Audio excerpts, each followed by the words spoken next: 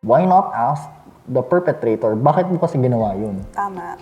Bakit ka ng rape? Or bakit ka ng catcall? Bakit ka ng napak? Bakit ka ng abuso?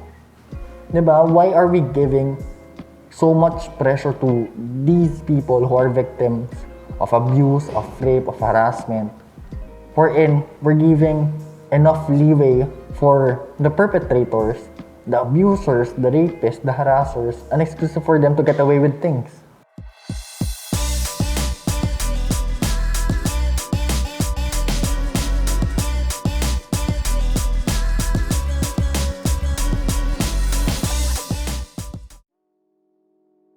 Hey guys, I'm Yvanne, the host of At The Backdoor. Allow us to explore the dynamics of controversial, taboo, and socially relevant topics with our guest today, Paolo Dumlao, a visual performance artist. Hello.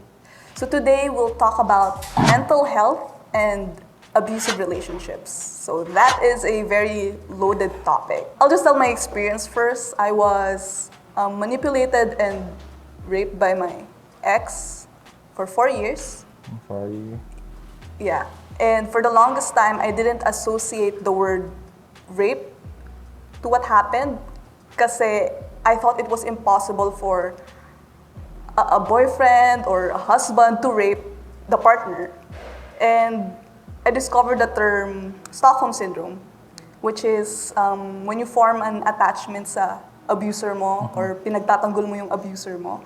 Have you experienced the same thing? Kasi I've seen your social media and you're very open to talking about it. Yes, in a sense na I just recently came out from a very abusive relationship. Abusive relationship when it comes to certain aspects. Psychologically, physically, yes, I was physically abused by my ex. Iba yung manipulation in some sense. Not naman sexually manipulated, no, but more of psychologically manipulated. And then ko nakita noon na I thought it was just okay, pero red flag na pala. Yeah. Na, since nga, I'm jaded with love and whatsoever. Same. I thought na, okay lang, it's okay for it to happen to me, etc. Gano'n. And sometimes we feel like that we deserve it. Yes. Most of the time, we question ourselves, what did I do to deserve this? Tapos biglang magagaslight tayo into saying na, okay, fine, okay. Yeah, We actually deserve this. You know? Yeah, nabi-victim blame natin yung Sarili natin, yes. And it's so easy na to love yourself, blah, blah, blah, all that. But it's so hard when you're in that situation. And some people can't understand how we're so stupid to be manipulated.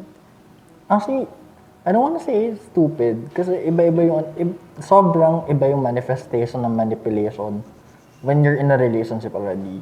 It's actually more difficult to see red flags because you've attached yourself to a person na you thought would be there for you and would be better for you as an individual. Especially kung kinoconsider mo yun as your partner. Diba, Yeah. partner in crime, your better half, significant other, whatever. Kapag sa kanila nang galing kasi yung abuse and manipulation, sobrang hirap makita. And most of the time, we doubt ourselves. We question ourselves kung bakit nangyari yun. And we create a lot of scenarios. For example, siguro kaya ako na upakan or naganto because I was questioning things, etc. And the things that I was questioning are true naman, true enough, and ang inisip ko lang, sana hindi ko na discover, sana hindi ko na lang, alam mo yun, parang Yeah. sana hindi na lang ako nag-seek ng truth, and I wish na okay lang ako with the lies that I'm being fed with, which is not okay. Yeah. And we have the freedom to have a safe space to question them and just have a conversation about it. Pero sometimes they think na they're being attacked, so they justify yung ginagawa nila kasi you started it. Diba? Yeah. Kwento lang ako, it happened last January of this year, not pala last year. January of this year, my birth month pa nun, di ba? Wala kaming problem kaming mag-ex. We never had any serious problem up until this year na we parang we were experimenting with stuff, we were trying open relationship and stuff. And I was okay with it. I was pretty much okay with it. As long as yung rules that we set ourselves were followed. Apparently, he didn't follow one rule. One rule is, don't hook up with anyone that nang hindi ko alam. Na parang, okay, if we're gonna hook up with anyone else, just tell me that you're gonna hook up with someone else so that I will know, that's one. I won't get surprised. And ayoko magkasakit. Please do it safely. Yeah. And then apparently he cheated on me, etc. And when I questioned that, that's when the hitting happened. So, ang sabi ko nun, parang, okay, fine. Sana hindi na lang ako nag-question, etc. Ang daming scenarios eh. I really didn't do anything wrong. Why am I being punished for something that I didn't actually do? Or why am I being punished for a crime that doesn't exist? Apparently, kaya naman pala ako punished is because my anger management issues siya, etc. He's angry at himself, so sa akin project. It wasn't just a one-time thing. It happened multiple times. So, when I got out, I came to realize na parang, oh my God, I let this happen to me. And iba yung impact niya after. Iba yung impact niya during, iba yung impact niya after. After grabbing self-loathing. Na parang, after ang daming questions na parang, bakit ang hina mo, Paolo? Bakit mo hinayaan yun? You could actually fight back. I can actually fight back. I'm trained with jiu-jitsu, with different other physical activities. Yes, I'm lanky and apparently my ex is bigger than me. But that doesn't mean I'm weaker, like physically. I can actually fight back. But I didn't because it's difficult for me to grasp the idea of hurting someone that I love. Or hurting someone that I care about. That's a very, very difficult thing for me to do. So even if I can actually fight back and defend myself, I chose not to. And I chose na ako na lang yung masaktan, etc. And then, sabi ko sa sarili ko, I'm not gonna allow that to happen again to myself. And I'm giving myself the justice that I deserve. Kahit after na siya. I'm actually filing a case. I've already filed a case. I think the case is in court na. Justice system ng Pilipinas sobrang bagal. What case did you file for the viewers? Physical harassment. Tapos nag-file din ako ng libel kasi may mga apparently may mga certain things na kinakalat niya na hindi naman totoo. Which I have evidence of. Actually, may mga blotter na yun. May mga blotters na sa pangyayari.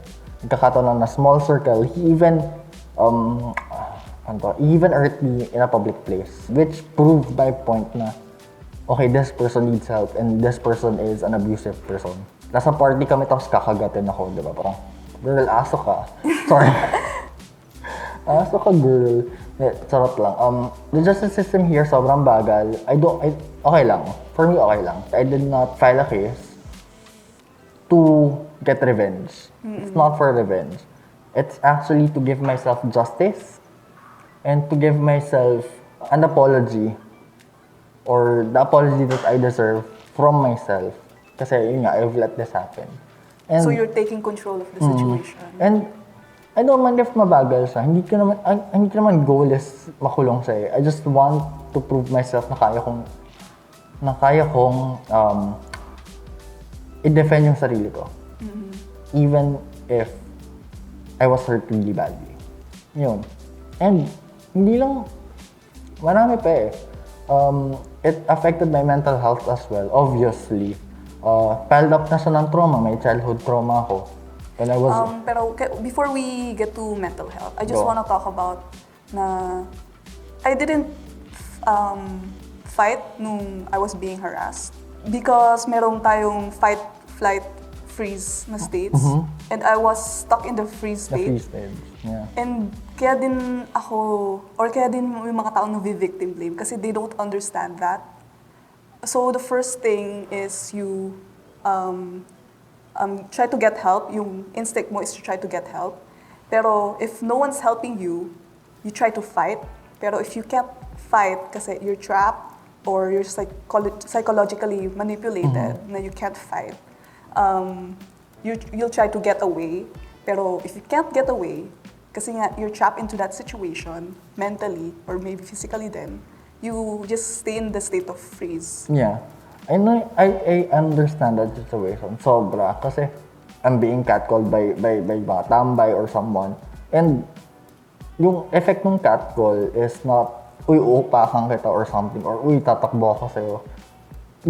Yung initial effect niya is shock. And once it happens or na-shock ka, you tend to freeze. You not do anything because you're trying to process it eh. Oo. Your mind is trying to process the things that are happening to you. And since traumatic experience siya, masashock yung mind mo na parang, oh, wait lang. And then you cannot respond accordingly. And that's totally fine. Hindi kasalanan nyo nung na-shock or nag-freeze na bakit hindi ka kasi lumaban. Why not ask the perpetrator, bakit mo kasi ginawa yun? Tama. Bakit ka ng rape? Or bakit ka ng catcall? Bakit ka ng napak? Bakit ka ng abuso? Diba? Why are we giving so much pressure to these people who are victims of abuse, of rape, of harassment? Wherein we're giving enough leeway for the perpetrators, the abusers, the rapists, the harassers, an excuse for them, an excuse for them to get away with things. Bakit laging sila yung protektahan natin? Meron nun, sobrang naasar ako. There's this one time, since I'm very vocal about what happened to me, and it's my way of like storytelling, especially I know people who cannot really tell their stories because they're afraid.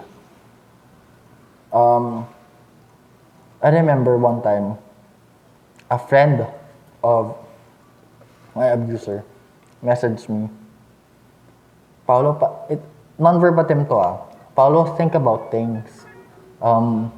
This is about growth, about learning, allow yourself to grow, etc., etc., etc. Pero ang bottom line nun is, please stop telling your story for the sake of my friend. And I'm like, nag-snap ako doon. As in, yung snap ko was like, why not tell that to him? Bakit ako yung sinasabihan mo, ako na nga yung binago, ako na nga yung inabuso? Why not tell that to your friend na nanggago, ng abuso, na nananapap, nang wala namang kasalanan yung inaabuso niya or yung inamanipula niya. You guys are enabling his toxic traits. That's why he thinks that he can get away with it. Since ginawa niya yun, face the responsibility and the consequences True. of his actions. Porket baka kasuhan ko, ang takot siya. Eh bakit hindi siya natakot before niya gawin sa akin? Diba? So, yun yung hirap eh. A lot of people are enabling our abusers pa rin. Especially their closest friends. So, hindi kayang gawin niya ano yan, hindi kayang yan. Parang, no. Actually, sexually harassed people na friends ko. I'm not gonna name names because it's their story to tell. Pero what I've noticed is yung mga harassers nila are within their family unit. Yeah, kung sino yung pinaka-close The nila. closest, yes, exactly. But apparently, they cannot open up because it's their family unit. They're afraid na baka ma-disgrace yung family, etc. Yeah. Wherein that family unit is just safe. Binibigyan mo pa ng excuse na para maging gago. Na, okay, shit, dinidefend ako ng family ko because, baka ma-degrade yung family namin. Wherein hindi niya finiface yung consequences ng actions niya. Tsaka sometimes yung family pa mismo yung nagtatago ng abuse. Exactly. They're very difficult to approach or to talk about because these things disturb people. But these things need to be talked about. Or else, manonormalize lang siya. Yung mga stories will remain unheard of. Wherein ang daming victims, especially sa women, sa gay men like me, ang dami din. May iba pa nga na they're blaming their abuse or harassment as a child for them being gay. May mga ganong stories. Iba yung impact niya sa tao. And once it happened to you, it's very difficult to recover. Or it's very difficult to stand up again. Because iba yung degrading experience niya within. That experience happened to me eh. And I'm pretty sure it also happened to you. Yeah. I was actually very inspired nung you were talking against your abuser on social media. Because that also gave me the strength na, okay, I'm not alone in this. And I saw the importance of being loud about it.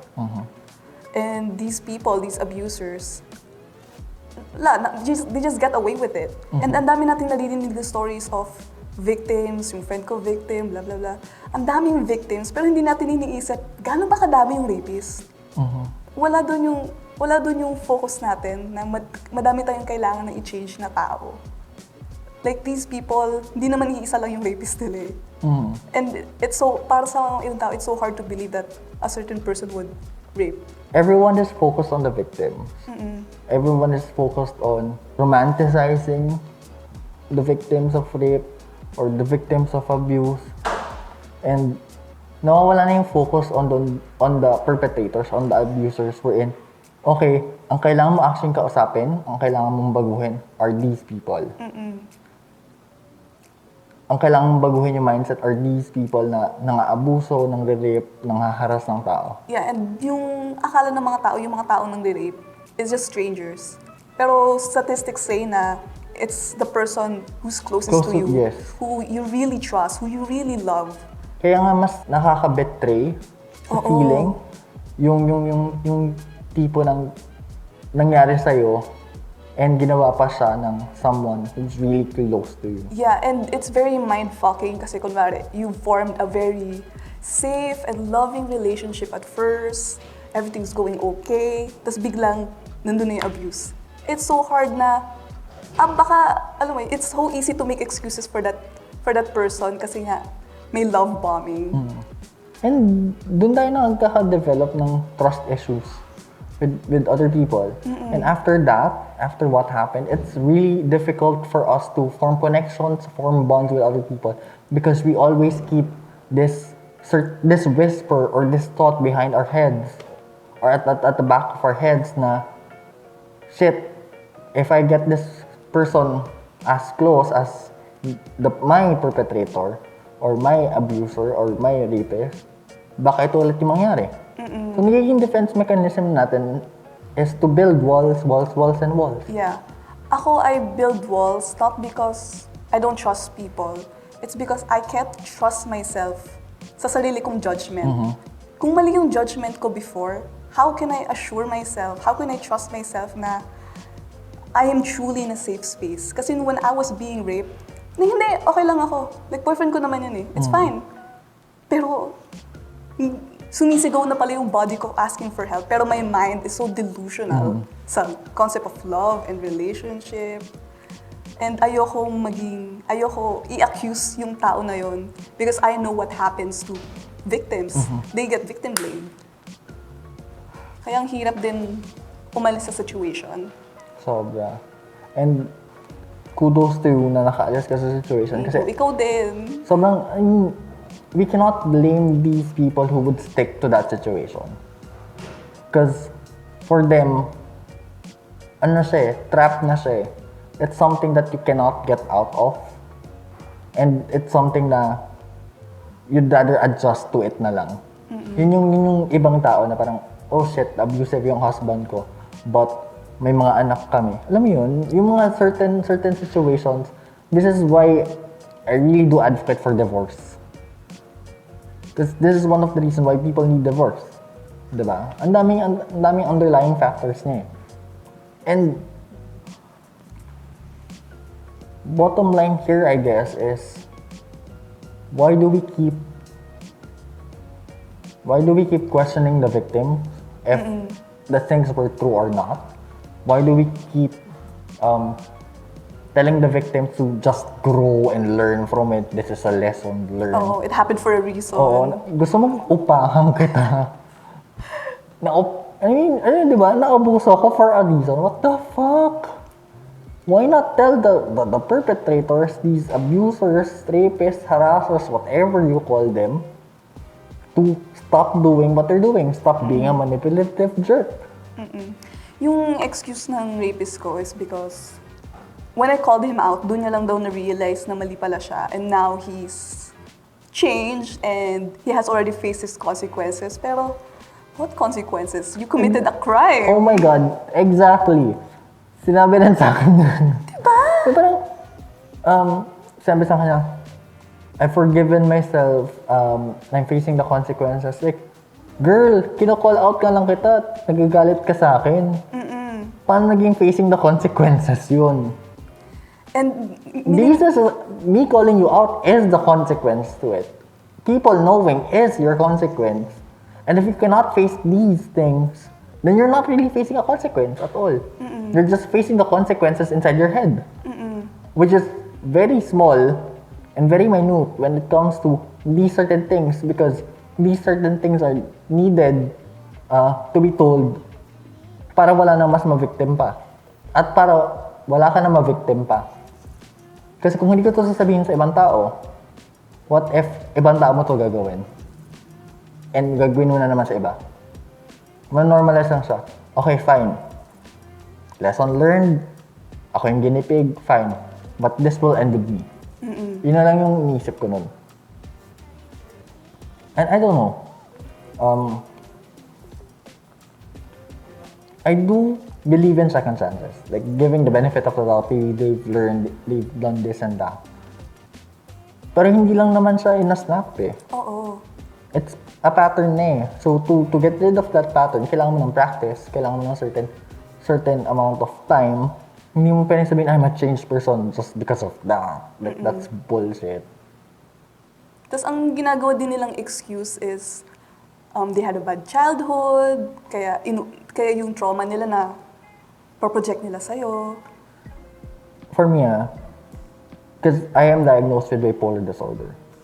But that's not an excuse for me to be an asshole to anyone, to hurt anyone.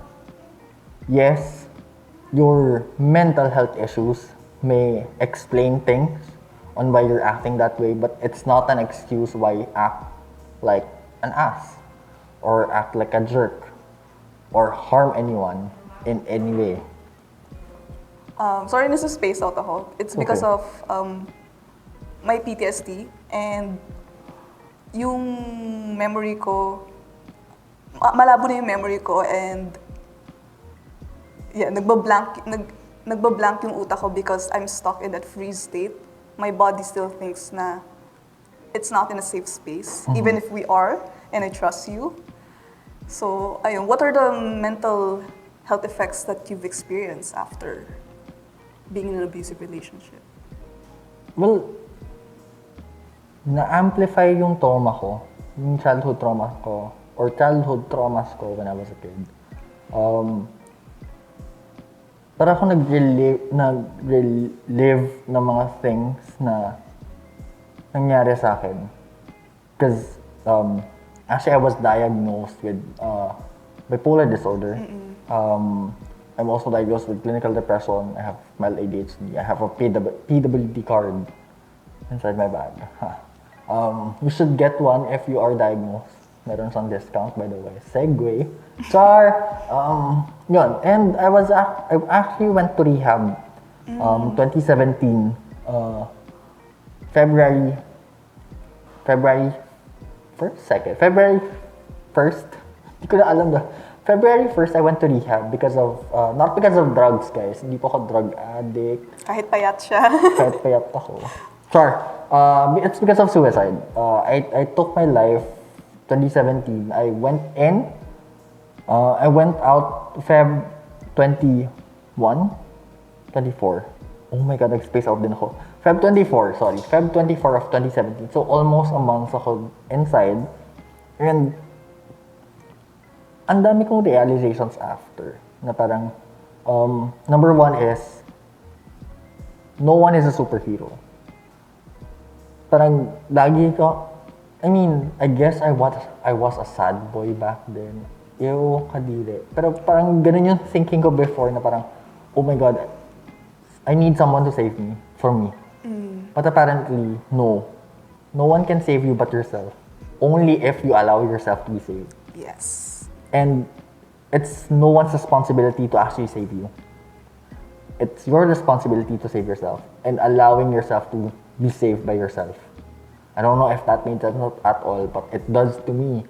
And manami siya eh. Hindi naman, mental health is not just like a one-time thing eh. Hindi din naman singular answer lang siya. Yeah, it's not a linear Yeah, hindi siya linear, hindi siya singular problem. And ang dami niya tanong, okay, parang paano siya gagawin? Paano mas-save ang sarili mo? There are different avenues. You could go psychotherapy, you could do meds, whatever floats your boat, and whatever you think is helping. Whatever you think is helping you, that's okay. And whatever you think that is effective, that is okay. Because ikaw lang naman, by the end of the day, ikaw lang naman makakasabi kung totoo naman yung sinasabi ko or not. So if you seek therapy because therapy helps you, that's fine. If you don't want to seek therapy and you just want to venture out on your own and do art or create stuff, that's also fine. As long as you're not harming anyone else. So your experience at rehab, it was a very positive experience. No. Okay, can you tell me about it? When I was inside, oh my God, it felt miserable. It was one of the longest month of my life. Kasi 1 month lang ako doon, di ba? Alam mo yung, nung nag-lockdown, naging prepared ako sa lockdown because of my rehab. Ganon. Ano bang ginagawa sa loob ng rehab? Kasi Nothing, charot. What we do there, wake up, eat meds, eat, sleep. That's pretty much it. I was stripped off of the privileges that I used to have. I wasn't able to write, to read, to do the things that I love. I wasn't able to create, to draw, and to eat the things that I like. Talagang tinanggal yung privileges ko. And for me to gain those privileges back, I need to prove myself one day at a time.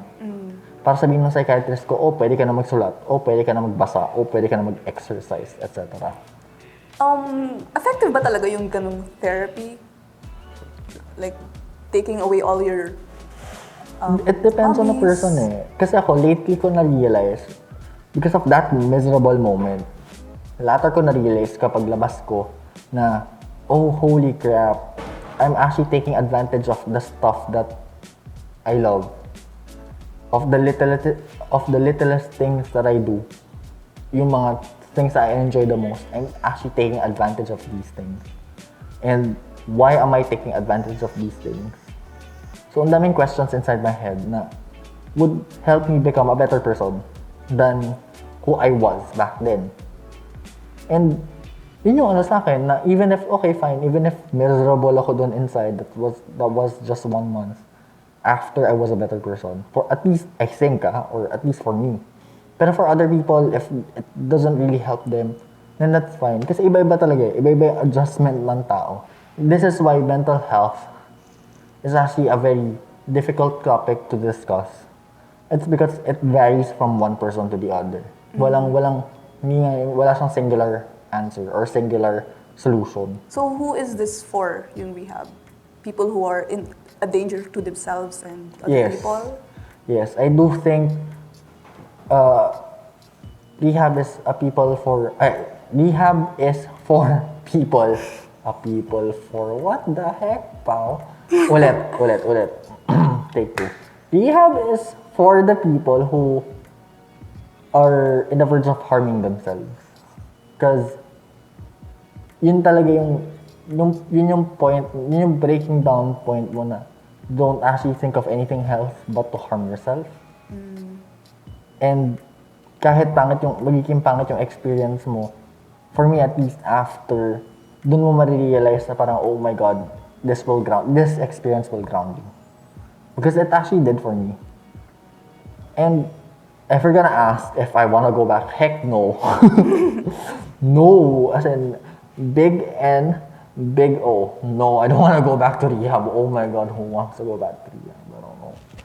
Pero yun, ano, parang ano, ang hirap niya explain to be honest. Hindi naman siya yung parang trinoma ka para ayaw mo na or trinoma ka para magbago ka na. It may sound like that, but it's not like that. Because people naman inside the facility would actually want you to be better. So, hindi naman sinabing trinoma ka talaga nila or something. They don't want to lock you up. Oo, hindi naman. So, after mong makaalis sa rehab, did you experience people shaming you na? Oh, yes.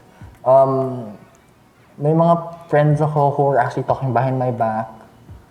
Because of that, I was gaslighted by other people. And I lost a lot of friends. And for me, it was devastating at that moment. But doon ko na-realize who my true friends are, who the people that I should value. And for me, the amount of friends that I have, it doesn't really matter as long as I have true friends. I don't care na kung like sobrang onti ng circle ko. As long as my friends are true and my friends are there to back me up. Not to save me, to back me up whenever madapa ako. Them cheering for me to be better and would actually have the courage to call me out if I'm doing something wrong. Kasi minsan yung mga tao very enabler lang na parang, no, it's okay. Kahit may ginagawa ka na mali, no. I want friends that are real. Yung tipong kaya kong sabihin na parang, Paolo, no, stop what you're doing. You're being an asshole right now. Ganon. How did you cope after being diagnosed as a bipolar, having bipolar disorder and depression, tapos may abusive relationship pa? How did you cope after that? A lot of ways. Ako work. For me, work is a distraction. And I'm a very workaholic person. So, working non-stop. Not naman non-stop, pero like working Just to get your minds off of things. Distracts me from certain thoughts na would actually harm me. Yeah, kasi it would, yun nga, mapupunta ako sa freeze state. Kasi for me, like up until now, I'm afraid of silence. Because for me, being silent is something na would amplify the voices inside my head. Would amplify the voices that are telling me that I'm nothing, ganun. So, for me, I would rather work my ass off, exhaust myself. Which is very wrong if like you're to the point of exhaustion na talaga. Guys, hindi po magandang coping mechanism. Huwag niyo akong gayahin. Charot. Pero yun. Yun yung coping mechanism ko so far. And I do enjoy leisure time from time to time. I enjoy playing video games, talking to people online. That's important, no? Engaging with people again. Actually ngayon, lalo na ngayon, personal connection with people. Because we all feel disconnected right now. Everything's virtual, everything's ganito ganyan. Lahat instant gratification, instant this and that. Nawala na yung personal connection and yung bond that forms genuine interaction and genuine relationships with other people. Especially yun nga, with dating, etc. Yun. For me, what works is meditating, just taking the time off, and ang dami mo kasi makukuha in just your stillness. And a lot of people are scared of just being still and letting your emotions come through and just reminding yourself na you're safe, you're just at home, you're okay, you're in your bedroom, it's fine. Kasi when na-trigger tayo and na-flashback tayo with our memories, we think na yung past natin is happening sa present. Because trauma is a memory malfunction. So that's what works for me. Tapos I also do yoga. Kasi sobrang nawala na yung connection ko with my body. When I feel fear, hindi siya nag-register sa utak ko kasi I was trying to escape the fear. So kahit my body is so freaking scared, at sinasabi na ng guts ko na I'm in danger, yung brain ko is still like, no, it's fine, you're fine, you're fine. Akala ko faking till you make it was a good thing to Good do. Kaso hindi pala. I have to be, kasi sobrang delusional ko, I have to be really grounded and be present and be logical. Kasi yun din yung mahirap with trauma patients, yung logical brain and emotional brain. Hindi sila nag-uusap ng maayos. Oo. So, ayun, yoga really is helping me to connect with my body again. Sobrang basic nga na, okay, dito mo na lang doon yung fear mo. Okay, when you feel love, you feel it here. Like, sobrang basic nga. Pero a lot of people are not aware of their body. So, I guess that's it. Do you have like anything more to add? Like things that you want to say to people who has suffered from abusive relationships, mental health? For me, one thing that I would like to say is, do not be afraid of asking help, especially when you needed it the most. Yes, no one is a superhero, but that doesn't mean na you're just alone in this world. A lot of people some people might share similar stories with you. Some people might be able to empathize with you. And do not be afraid to ask for help, because sometimes asking for help is the biggest help that you could do for yourself. Yes. And mga ibang tao, they shame people who ask for help. They think that you're weak, pero you're not. And we have to break that cycle. Yes, asking for help is actually one of the strongest and the most difficult thing to do, Yes. especially for yourself. So thank you so much. You're welcome. Thank you so much for Thank you sharing din. your story. You're such an inspiration to me kasi you're so brave. Thank you. If you enjoyed this video, comment down below. I would like to hear also your experiences, the tips that help you in coping with your mental health. Yeah, please subscribe and follow our social media on Facebook and Instagram. Also, Paolo's Instagram. Yes, at the Moon and Other Stories. I think you guys have a Patreon as well. Yes, please support our Patreon page. It's going to be linked down below. Thank you so much, guys, and see you at the next episode of At The Backdoor. Bye! Bye!